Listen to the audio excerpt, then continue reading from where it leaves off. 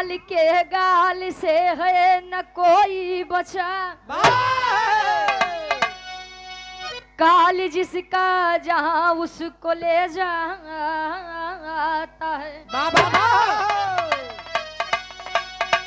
भाई भाई पिता पुत्र कोई भी हो, काल के जाल सबको फंसा लाता है। चाहे राजा रहे चाहे प्रजा रहे, पास में अपने सबको बुला लाता है।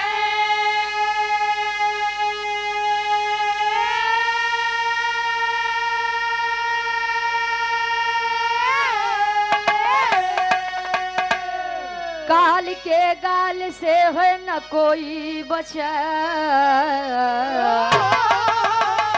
आते ही सबको देखो रुला जाता है।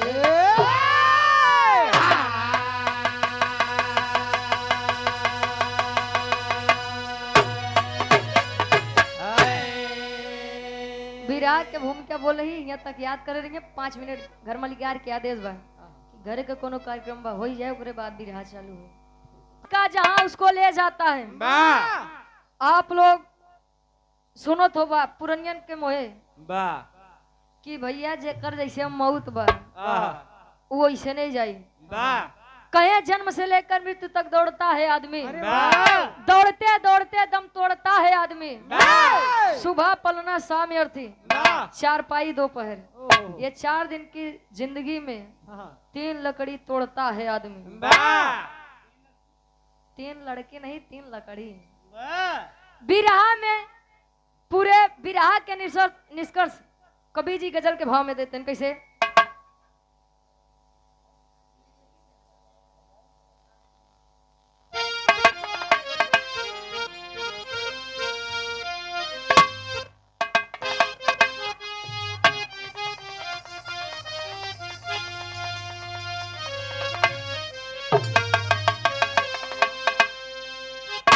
समझने वाले लोग समझेंगे, बुद्धिजीवी लोग जब बिरहा सुनो आए बाटे उनके बारे।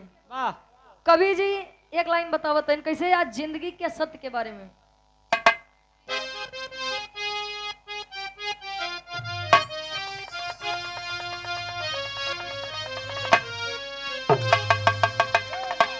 अरे जिंदगी में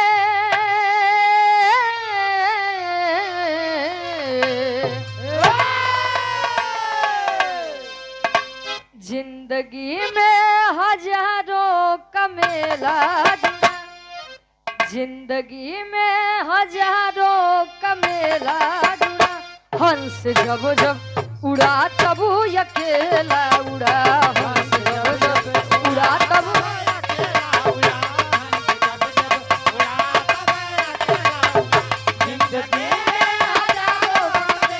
क्या बात। हंस जब जब उड़ा तब अकेला उड़ा, हंस जब जब उड़ा तब अकेला उड़ा। जिंदगी में हजारों का मेला जुड़ा, हंस जब जब उड़ा तब अकेला उड़ा। संसार में आने के बाद कितना भी रिश्ता बना लीजिए, कितना नाता बना लीजिए, लेकिन जाना सभी को अकेले है। भाव में कवि का भाव है कैसे।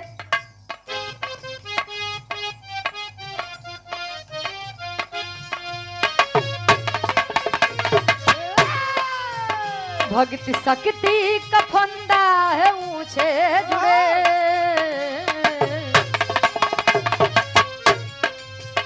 भक्ति शक्ति का फंदा है ऊंचे जुड़े। भक्त हित रहते भगवान हमेशा खड़े, भक्त हित रहते भगवान हमेशा खड़े, भक्त हित रहते भगवान हमेशा खड़े। भक्त शक्ति का फंदा है ऊंचे जुड़े, भक्त शक्ति का फंदा है ऊंचे जुड़े। भक्त हित रहते भगवान हमेशा खड़े, भक्त हित रहते भगवान हमेशा खड़े।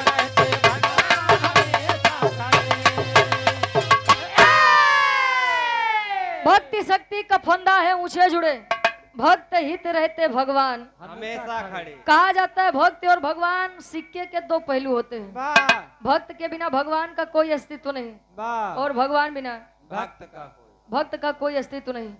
और यहाँ पुनः मुरारी लाल जी दिल्ली की पावन धरती से 500 रुपए का महान आशीर्वाद, चरणों में कोट कोट नमन है, आशीर्वाद के चारे हैं। बिरहा के हमरे कहानी की शुरुआत यहीं से बा। कवि जी लेते हैं कैसे।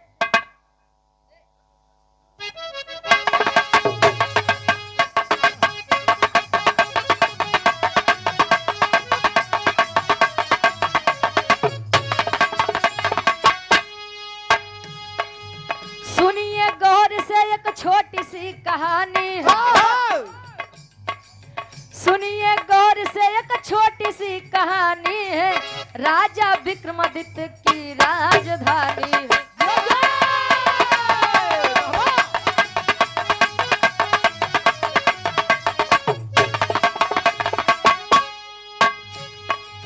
भेष बादल के घूमते नित नगरिया में, भेष बादल के घूमते नित नगरिया में, प्रजा खुशहाल रही उनकी नजरिया में।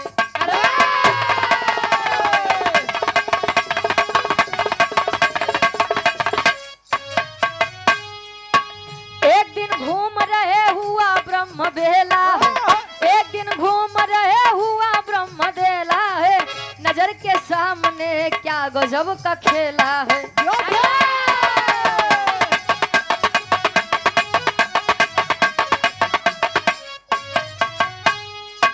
राजा देखे सोचे अपने मनवा में, राजा देख रहे सोचे अपने मनवा में, राजा देख रहे सोचे अपने मनवा में, राजा देख रहे सोचे अपने मनवा में, हुआ चम्मच एक लड़की वाला तनवा के, हुआ चम्मच एक लड़की वाला तनवा में, हुआ चम्मच एक लड़की वाला तनवा में।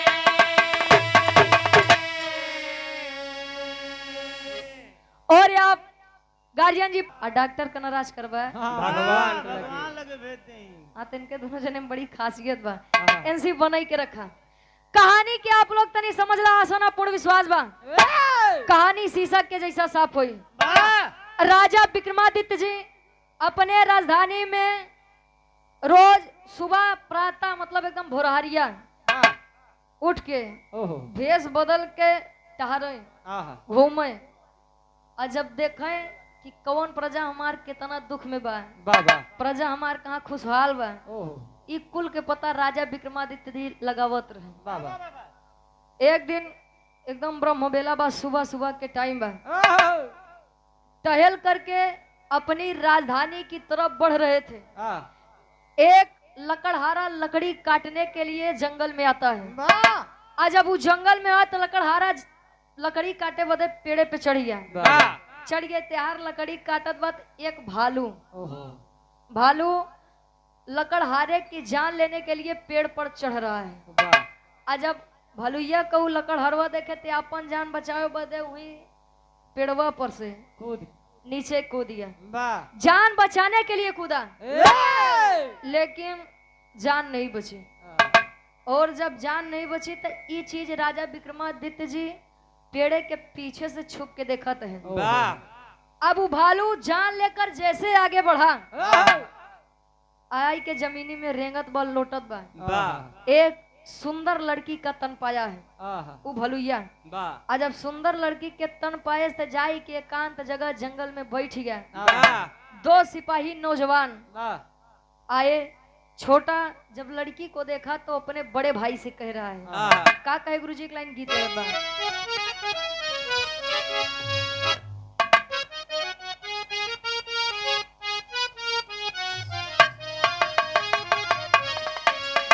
वेलकम ढाबा गाजी कबाब प्रोप्राइटर आप के यादव जी, गार्जियन जी के द्वारा 500 रुपए का महान आशीर्वाद के चाह रहे। कोनो नई नवेली दुल्हन अपने दुल्हा बदे कहे, का कहे।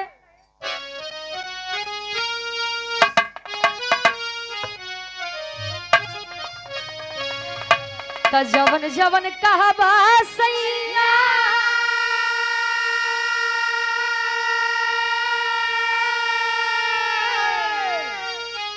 अरे मानव जिंदगिया में जनी जा विदेश राजा चढ़ली जवानिया में जनी जा विदेश राजा चढ़ली जवानिया में जनी जा विदेश राजा चढ़ली जवानिया में जवन जवन का क्या बात है?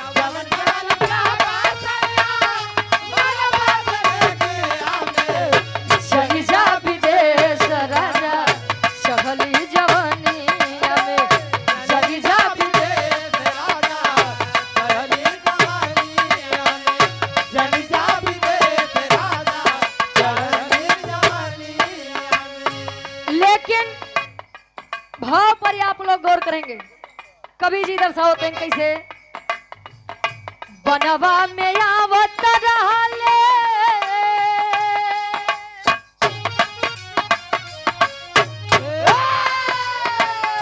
बनवा में आवत रहले दुई गो जवानवा हो देख लड़की छोटा बोला सुंदर बयानवा हो देख लड़की छोटा बोला सुंदर बयाना हो देख लड़की छोटा बोला सुंदर बयाना सुंदर बयाना वाह भैया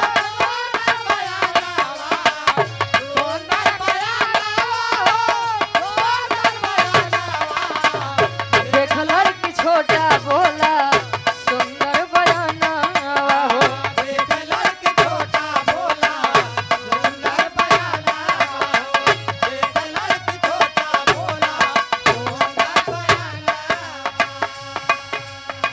यदुवंश शिरोमणि श्री कृष्ण विवाह समिति मेन रोड लड़की के आगे अच्छे अच्छे माथा टेक देते भैया देखत रहा ऋषि मुनि केतनो अपने ध्यान में मस्त रहा है स्वर्ग लोक से कोनो अप्सरा अगर आई जाए तो बिना भंग करे तपस्या जात नहीं रही कहे तिरिया चरित्र दैवो न जाना अबे सुनबे भाई कि मेहरारू के चरित्र अब पुरुष के भाग्य कब बदल जाए कुछ ये तब पता है नहीं बा छोटकुआ भैया जब लड़किया का देखे तो कैसे ए भैया ए भैया कहीं का कहीं देखा था सुनसान जंगल में कितनी सुंदर लड़की बा चल के पहले पूछा जाए कि आखिर यहाँ करत का बा दोनों भाई आए लड़की को देखे जब लड़की का देखे तो छोटको कहे भैया ए भैया लड़की तो बड़ी नीक बा कहीं बड़ी सुंदर बा कहीं तब रे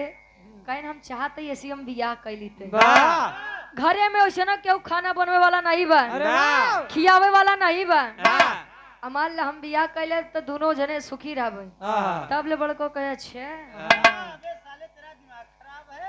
अबे बतावा बड़ बड़ बार हम पढ़े यही तो का शादी करे के लाग बा ई लड़की हमरे लायक बा अब सोच ला जवन भाई भाई बड़े मरे बदे तैयार रहन आज मेहरारू बड़े एक दूसरे के जान ले बदे उतारू हो गए कहीं अच्छा सुन कहीं का कहीं ने काम कराओ चलो लड़किये से पूछ ली बियाह कैसी करी कहीं चला आई के दोनों कहा थे कैसे कहे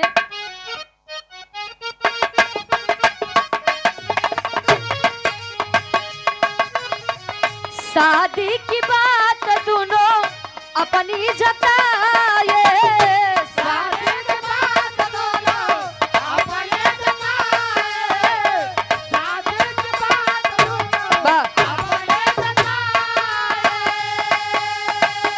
कौन है बहादुर जरा हमको बताए कौन है बहादुर जरा हमको बताए कौन है बहादुर जरा हमको बताए कौन है बहादुर जरा हमको बताए तब आपस में लड़ी गई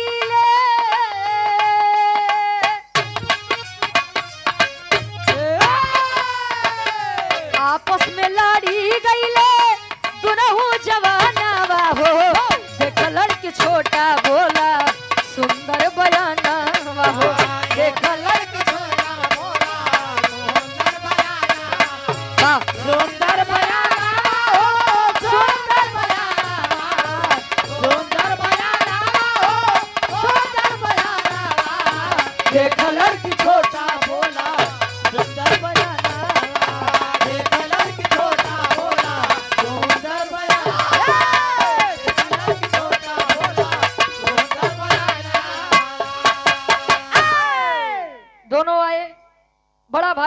आपसे प्रेम करता हूँ, शादी करना चाहता हूँ। छोटा भाई भी यही बोला कि मैं आपसे प्रेम करता हूँ और भैया से ज्यादा करता हूँ, विवाह करना चाहता हूँ। अरे भाई कहें अच्छा है, आप दोनों भाई भाई हैं? कहें हाँ। वाह कहें दोनों विवाह करना चाहते हैं? वाह कहें हाँ बिल्कुल। कहें लेकिन यह तो संभव नहीं है, हाँ असंभव दोनों भाई भाई हैं और मैं किसी एक से शादी कर लूं तब तो यह गलत होगा ना। वाह कहें तब क्या करा जाए? कहें कि मैं शादी आप दोनों से ही करूंगी, वाह लेकिन वाह मेरी एक शर्त है। कहें का? कहें कि पहले ही बतावा कि दोनों जने में सबसे ज्यादा वीर के बा। कहें अच्छा। कहें हाँ मैं। कहें अरे तू का है, तार तो उम्र होत बा, वाह तो उसी बड़ वीर तो हम है। अब यह बात दोनों भाई करके बहस करने लगे। छोटकुआ भाई अपन तलवार निकाले, बड़को भाई अपन तलवार निकाले। तलवार आज अब निकाले तो दोनों भाई आपस में झगड़ा कर रहे हैं। संयोगवश बड़े भाई की तलवार छोटे भाई के पेट में और छोटे भाई की तलवार बड़े भाई के पेट में। आज अब गा तो वही समय दोनों भाई अपने प्राण त्याग देते हैं। आज अब मेहरारू इतना काम करे तो उठे आगे जात बा, आज जमीनी में रेंगत बा। अब कौन रूप मिला? कवि जी लिखत है, गीत बदलत बा।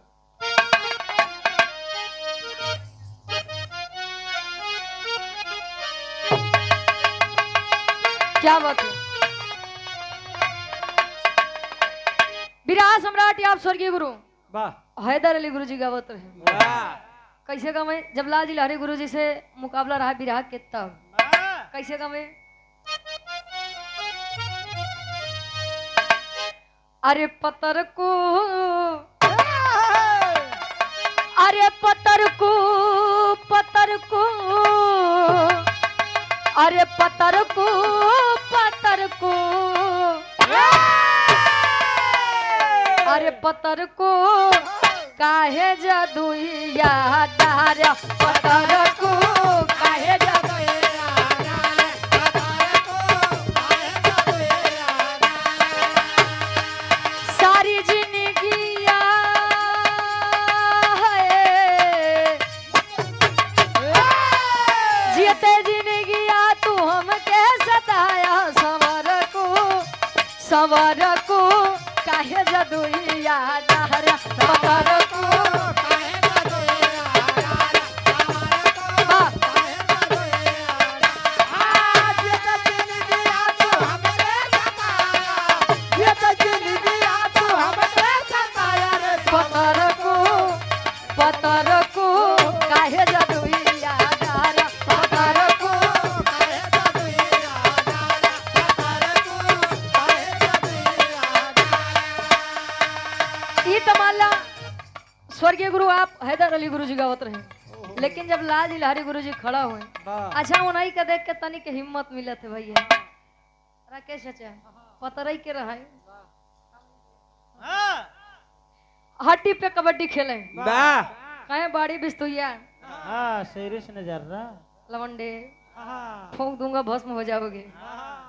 अरे हंस के आग ना लगाओ महाराज, ये हम चाचा के नहीं कहते हैं। अरे जाए दे ए भैया। लाल जी लहरी गुरु जी जब खड़ा होए तो कहे देखा हैदर भाई हम तोरे खातिर देते हैं, अब बुरा न माने, बात के बात तनी कहा जात है तनिक लागत है। काहे मान लाई सारी गोपिकाएं भगवान कन्हैया बदे कहें, कैसे कहें?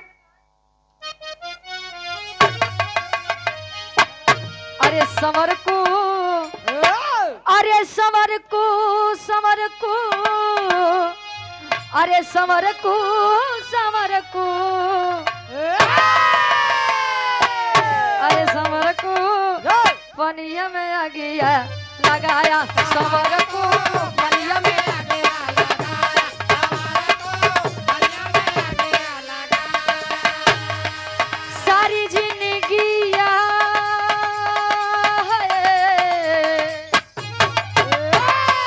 सारी जिंदगिया तू हमके सताया, सारी जिंदगिया तू हमके सताया, संवर को पनिया में आ गया लगाया, संवर को पनिया में आ गया लगाया, संवर को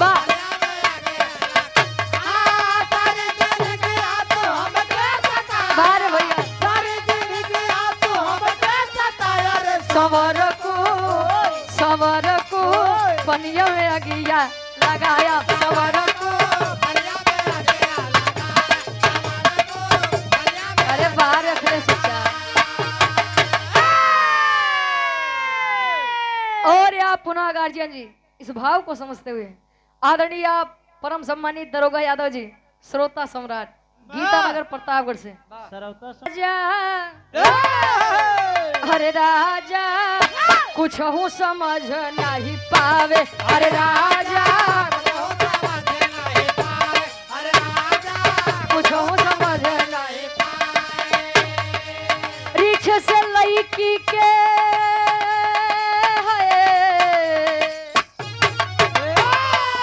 रिछ से लईकी के भेसवा बनाए। रिछ के लईकी से भेसवा बनाए। अरे राजा कुछ समझ नहीं पावे। अरे राजा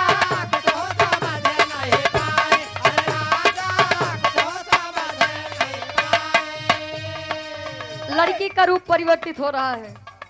लड़की से बनी गईली काली नगिनिया। लड़की से बनी गईली काली नगिनिया। लड़की से बनी गईली काली नगिनिया। नदिया किनारे चली रेंगत जमीनिया। नदिया किनारे चली रेंगत जमीनिया। नदिया किनारे चली रेंगत जमीनिया।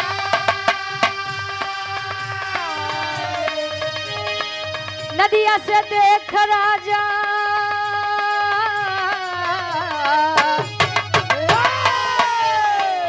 नदिया में देख राजा गईले घबराए। नदिया में देख राजा गईले घबराए। अरे राजा कुछ समझ नहीं पावे। अरे राजा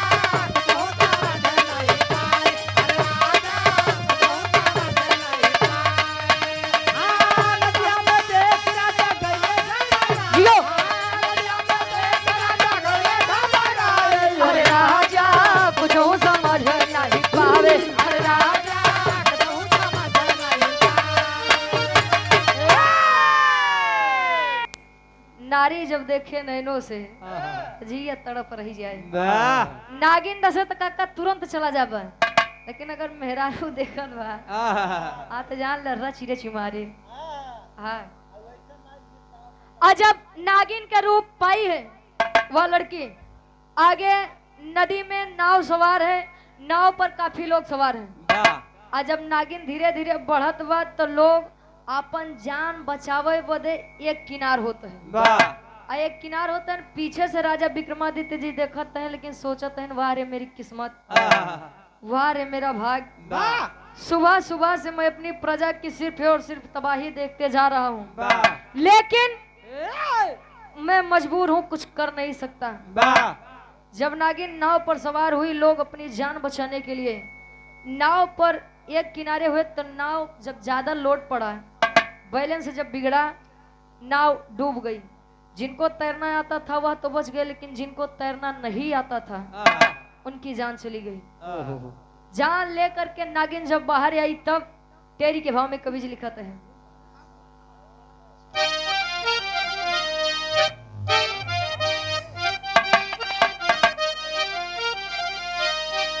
अरे राजा जी हक्का बक्का हो गए। अरे राजा जी हक्का बक्का,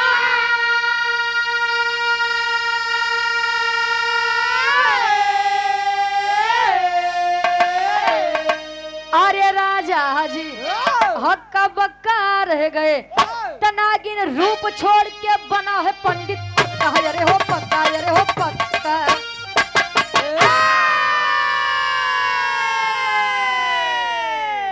नागिन रूप छोड़ के बना है पंडित पक्का। राजा जी हक्का बक्का रह गए।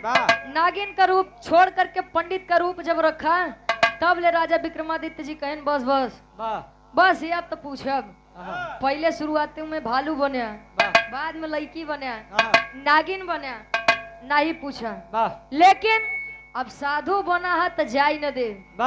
पीछे से आवाज देते ए बाबा ए बाबा ए।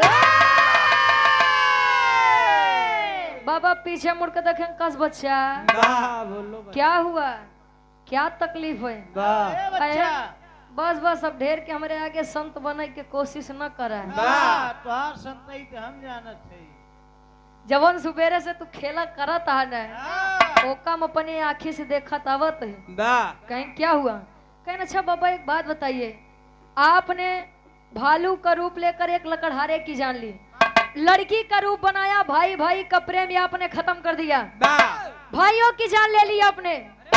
आखिर नाव पर सवार उन लोगों की क्या गलती थी जिनकी जान या आपने नागिन बन के ले ली, और यह पंडित बन के कहाँ जाता है? कहे बेटवा मनबा न कहे नाई माना बिना बताए आज जाए न दे ना दे। कवि जी लिखत है कैसे पापड़ के भाव में कवि जी लिखत है,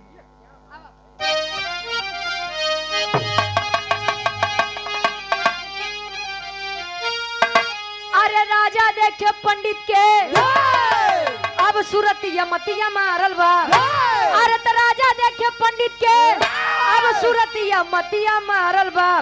जाके पूछे पंडित से तब बतिया मतिया मारल बा। जाके पूछे पंडित से तब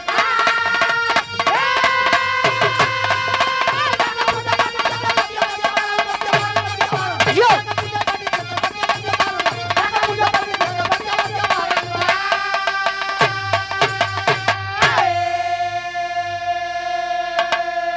कहे अजमान ना मन बा, कहे बिल्कुल न माना, बताई दे तू है के मैं इस राज्य का राजा हूँ लेकिन मैं कुछ कह नहीं सकता आपको। ओहो बताइए आपको ना कहे सुनल है जानने ला वाह हम के यही बतावे कैसे। तो पंडित बोला राजा से भेजा हमें विधाता हो, जिसकी जैसी मौत होती वैसा रूप बनाता हो। अरे आता नहीं समझ में कोई क्या फतिया बतिया मारल बा। अरे आता नहीं समझ में कोई के अब ये फतिया मतिया मारल बा। जाके पूछे पंडित से तब बतिया मतिया मारल बा। जाके पूछे पंडित से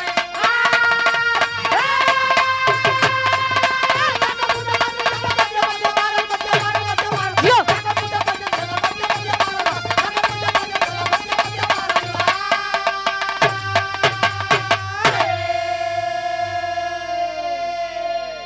पंडित बोला राजा से भेजा हमें विधाता हो, जिसकी जैसी मौत होती वैसे रूप बनाता।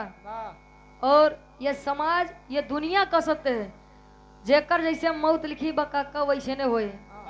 आई समय इस संसार में समय से बड़ा बलवान कोई नहीं होता। वाह समय यदि चाह ले वाह तो राजा से रंग बना दे, वाह समय यदि चाह ले तो रंग से राजा बना दे। वाह अगर समय चाह ले तब। तब पंडित जी बोले कि मैंने लकड़हारे की जान इसलिए ली क्योंकि उसकी जान एक पेड़ से गिरने से लिखी थी। आहा कहे वो लइकवन के कहे उनकर मौत लिखी रही कि नारी के चक्कर में हो, वाह या से हम मेहरारू के रूप बनाए। कहे और उन्हन के कहे कि पानी से डूबे में, अब जब तक नाग के रूप बने के जाए तना तब ले उन्हन जाते न वाह डराते न, तो जान उन्हन के जात कैसे। कहे बेटवा जब जान गया अब हमार पीछा छोड़ा। वाह जैसे पंडित जी आगे बढ़े तब ले राजा विक्रमादित्य जी कहे स्वामी हाँ ए स्वामी जरा ठहरिए स्वामी। कहे अब बोलो अब क्या काम है? कहे राजन क्या चाहिए? कहे बाबा ये कि हमारे मन के शंका बा उहे दूर कर दे। कहे कौन शंका? कहे सुना बताओ तो है। आला के भाव में कवि जी प्रमाण देते हैं कैसे। और आप यदुवंश शिरोमणि श्री कृष्ण बिरहा समिति मेन रोड आप शिवगढ़ा से रात्रि 30 अक्टूबर में बिरहा मुकाबला बा। सुरेश चाचा अगर खाली रहे तो जाया।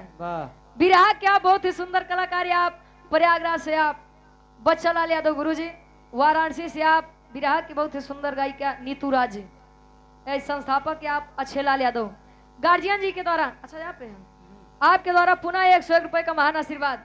चरणों में कोट कोट नमन है, आशीर्वाद के चाह रही। ऐसे कलाकारन के हौसला बढ़ावा जा दरोगा चचा। ठीक ठीक कवि जी प्रमाण देते हैं कैसे। वाह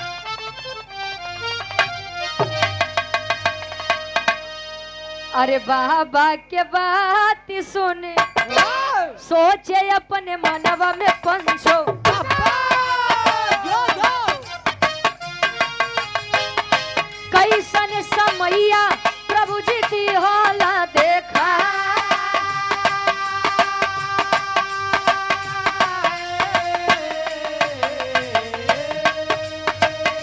बाबा कहे की बोला बेटा वह तू यह पन भतिया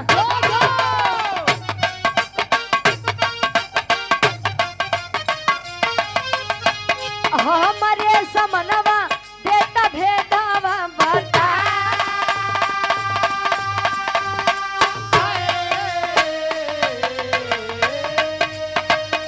कैसन मौतिया होई सुन मोरे बाबा जी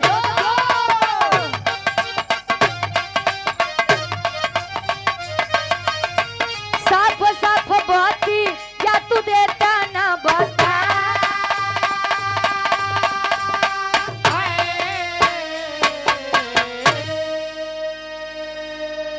कहे बाबा जी तू काल है कहे ना काले है कहे तब अच्छा एक बात पूछी कहे हाँ पूछा है बतौबा कहे ना कहे कि सबके जैसे जैसे काल रहन वैसे ने आप बनाया ये बतावा हमार मौत के था से लिखी बा कहे अरे बेटवा बड़ा चालाक बनत है कहे काहे कहे अगर हम ये बता दे कि तुम्हार मौत कोने कारण लिखी बा तो तू होशियार न हो जब कहे अरे बाबा बता देता है कहे कि अच्छा जना ही चाहता है तो सुना पानी में स्नान करने जाएंगे आप जब बाबू हरे बिरहा सुने हो बिरहा के निष्कर्ष ही बा कहे कि नदी में जब स्नान करने आप जाएंगे मैं मगरमच्छ का रूप धारण करके आऊंगा और उसी पानी में आपकी जान लूंगा।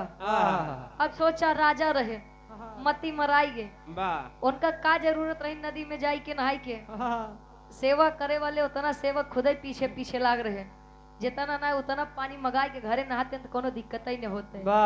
विचार किए राजा विक्रमादित्य कहे हम झूठे या दुनिया में परेशान ही न मेरा कुछ था न लेकर आया हूँ न लेकर जाऊंगा। राजपाट कुल त्याग के वैराग्य धारण कैले हैं। जब संत के रूप धारण करें तब गांव देहात वाले उनका बड़ा सम्मान करें। एक मतलब परिवार बा छोड़ के धर्म पत्नी और पति साथ में रहते थे। पति पत्नी को कोई संतान नहीं थे। और एक बात जान ला संसार में सबसे बड़ा सुख संतान सुख होता है।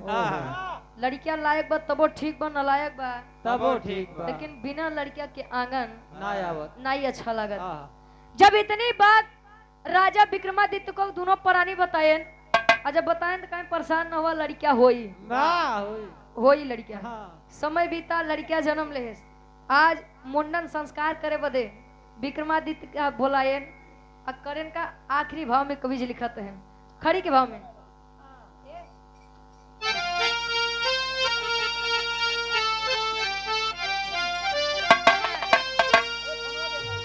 अरे राजपाट सब छोड़ के राजा अरे राजपाट सब छोड़ के राजा अब जो गवार माए हो साधु वाला भेसावा लिए है बनाए हो साधु वाला भेसावा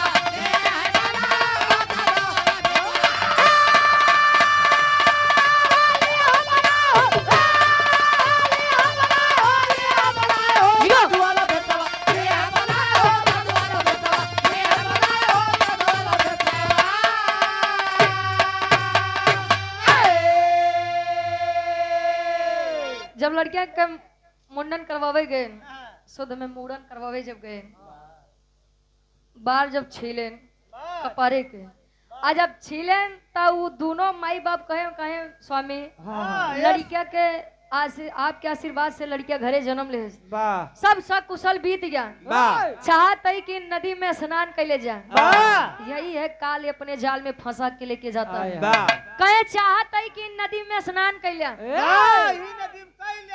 अब राजा विक्रमादित्य खड़े हुए जा रहे हैं तब ले सोचे अरे ना ना ना बाबा बताए रहे कि मैं नदी में आऊंगा मगरमच्छ के बन के और तुम्हारी जान लूंगा। कहे बच्चा पानी में मैं नहीं जा सकता। क्यों नहीं जा सकते? जान को खतरा है मेरे। अच्छा जान के खतरा बका गए दुल्हावा गए नदी में जांच पड़ताल किए से एकदम जब सब सही बात कहे बाबा परेशान न हुआ परेशान मत होइए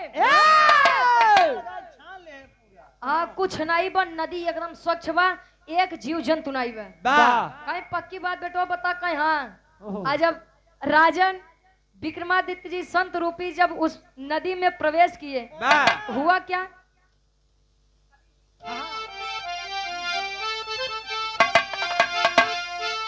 हुआ चंबा एक दिन तब करने गए हैं स्नान हो, तो काल बना है महाकाली, अब कोई सका न जान हो।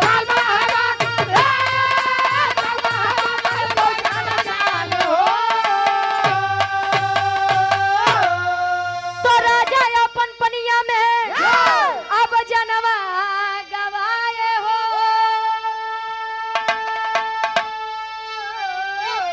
तो राजा अपन पनिया में अब जनवा गवाए हो, साधु वाला भेसवा लिए है बनाए हो,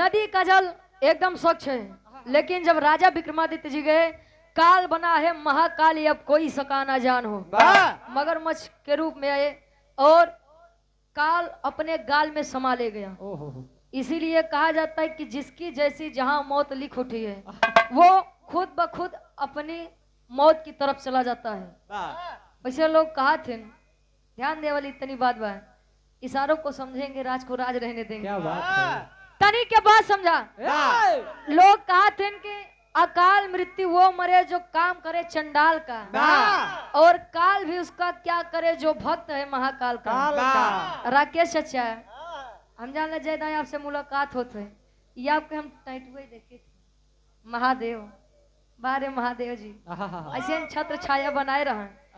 आप लोग जाना था जब भस्मासुर का भगवान शंकर जी आशीर्वाद दिए रहन बेटवा, वाह जेकरे मुड़े ऊपर हाथ रखबा वाह वो भस्म हो जाई। वाह पौते मान तक खुदे महाकाल जी के पीछे लग गए और खुदे अपन जीव बचाई के भागे। भैया विष्णु जी अगर नारी बन के नहीं उगते तो भस्मासुर महाराज कुल खराब ही कह देते का कहो। अच्छा, अमोद से आप स्वर्गीय दादी जी के आप भतीजे हैं, आप भैया जी के द्वारा 101 रुपए का महान आशीर्वाद, ये बड़े काका हो, काल जेकर जहां बा लई के जाई, ये हमरे विराट के शीर्षक बा, राजा विक्रमादित्य जी के काल, ये हमरे विराट के शीर्षक रहन। भोजन तैयार होगी बा, बाबू भैया लोग जेकरे भूख लगी हो जाई के भोजन लेला, विराट के आनंदो लेत रह जाया, नाइट पता लागवा कैती खाई के निकल गया, हम दोनों जने बस लगते रह जाई। ए तू लोग कहाँ हो, अब बैठा, अब बैठा, यही प्रयागराज बढ़ रहे बा, कहाँ कितना दूरिया से आया, बैठा बैठो बैठो। ए बजे भूख खड़ा है यार, तू लोग, वो लोग नहीं उठे न, उनके बारे कहा थे, इनके बारे नहीं कहे ते लोग उठ गए, शर्म कही लेते नहीं। आखिरी में खानदान के परिचय बा, कैसे क्या हो?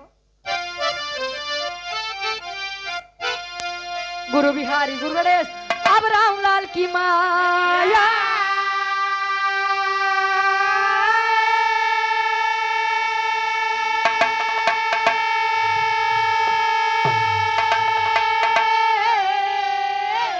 अरे रामदेव चंद्रिका की अब बनी रहे हो छाया,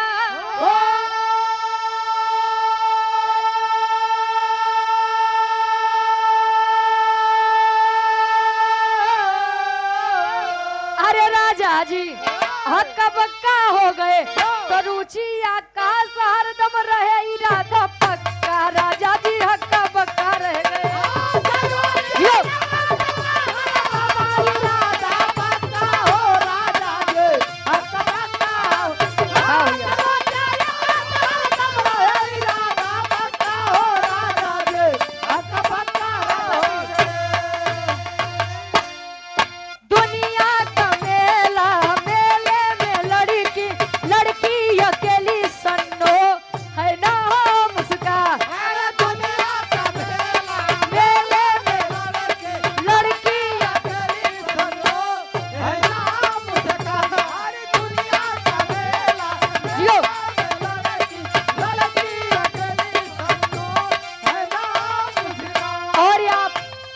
भैया क्या पूछनीय नाना जी।